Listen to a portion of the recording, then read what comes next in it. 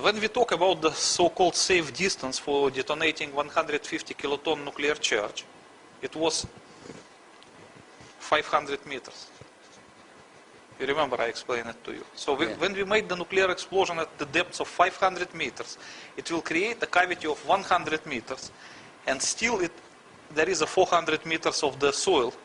To filter. Yes, so when the radioactive gases will try to reach the surface by the crevices of the rock or whatever, they will be filtered on the way.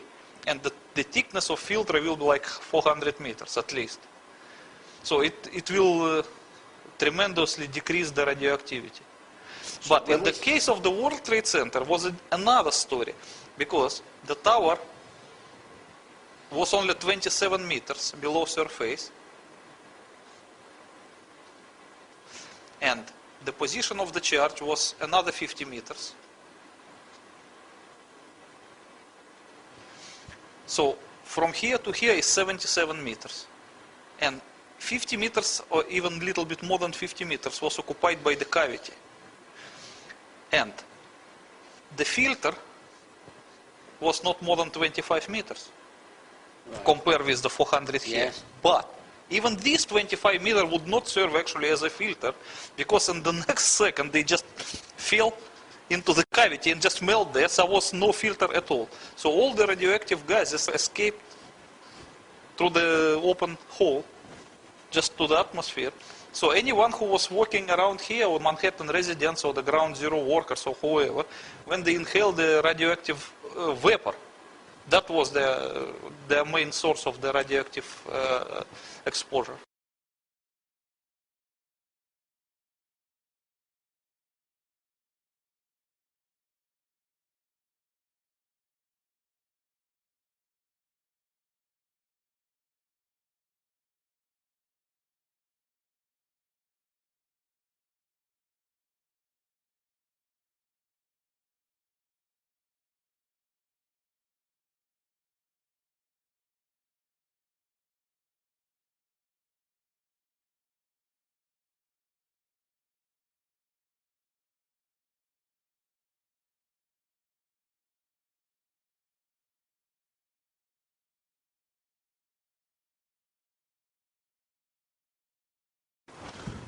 Okay. Before we go on to talk about the medical impact, Yes. let's just stay on this shockwave that's shot through the building, pulverizing steel, human beings, desks, computers, carpet, photographs, everything in the way, and turning it into what resembles just microscopic dust flying all over Manhattan and flying into the cavity. Yes, but very little percentage went to the cavity. Probably maybe 85 was just scattered around Manhattan. Right. And the minor part went And the down. composition of that dust is either concrete or steel, or it's just terribly fine. No, it was not like a plasma. Of course, you can distinguish the structure of actual material.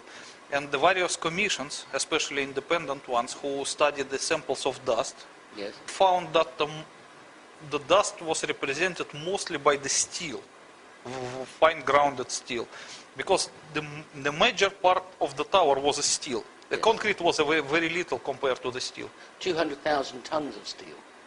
Yes. Yes.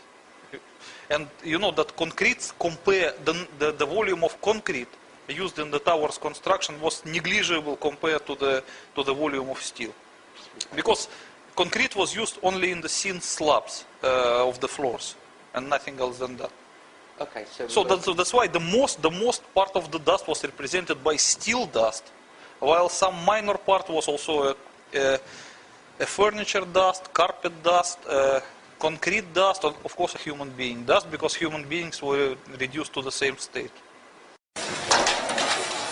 You have 210-story office buildings.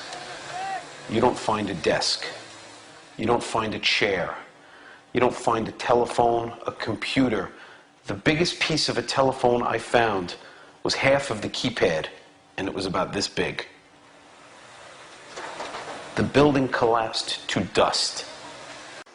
Okay, just before we move on, the cavity at this point is still an enormous temperature. Yes. thousands of degrees of Celsius. Thousands. So it should be 8,000 and more than that. And that would take a long time to cool down. Yes, completely cool down with the 150 kiloton, it will take at least 1 year.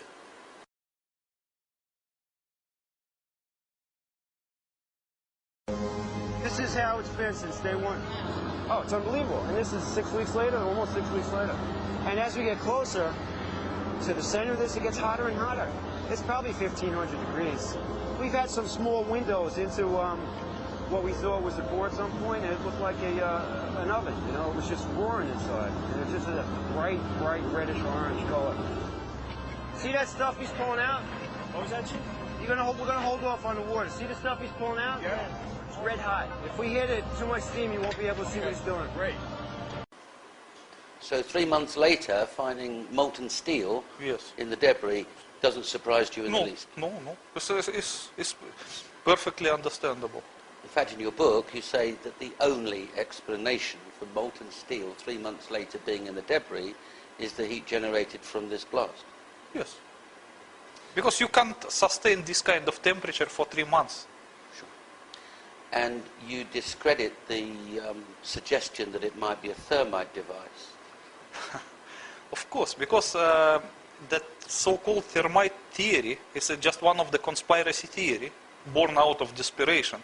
Because people, they cannot find the logical explanation why that steel tower collapsed. Of course, they cannot believe that it was made by kerosene, and they cannot believe that it was made by ordinary explosive because of the high temperatures. That's why they arrived to the conclusion that it was thermite. But the thermite cannot sustain that temperature for 3 months. You can see that as in the event of electric welding, that is the thermite. So how long it can be hot? 15 minutes? Not more than that. Okay. And also the thermite cannot reduce steel to dust. It can melt it. Okay. Now we've got a report, I've got it here, the 9/11 Commission report. And there must be on the Commission staff experts. And there must be, America has its own experts, but there must be experts that have looked at the same evidence that you've looked at with similar experience to you and said to themselves, that can only be one thing. It can only be a nuclear device. Yes. Because Russia's not on its own in understanding crash zones and damage zones. Americans understand them too. Of course. So they know exactly what's going on in Manhattan, and they know exactly what brought down the towers. Yes. But why aren't those people saying, just a minute, you know, this commission report's rubbish. It wasn't planes that brought the towers down, it was a thermonuclear device. Okay, when we talk about public disbelief in September 11 Commission ravings, that is understandable because more than 75% of public, maybe perhaps more than 75% of public do not want to believe the September 11 Commission. But to reconcile oneself with the idea that it was a nuclear device is not so easy, because it's just a psychological problem. Not many people, they can believe that the American government is capable of demolishing the buildings in the middle of the city by the nuclear explosion. It's just difficult to believe. It's just a psychological problem. Well, I would understand that. But what about that secret? I mean, are these very learned and very eminent men, Lee H. Hamilton, Thomas H. Keynes, Richard Benisti, Bob Kerry, Fred Fielding, these are senior partners in law firms, these are presidents of universities, these are patricians of note who have signed a report saying this is what's happened. Are you suggesting they're all misled? No, they are not. Because the American government was in a very awkward situation. It has divided the so-called truth in the few different levels.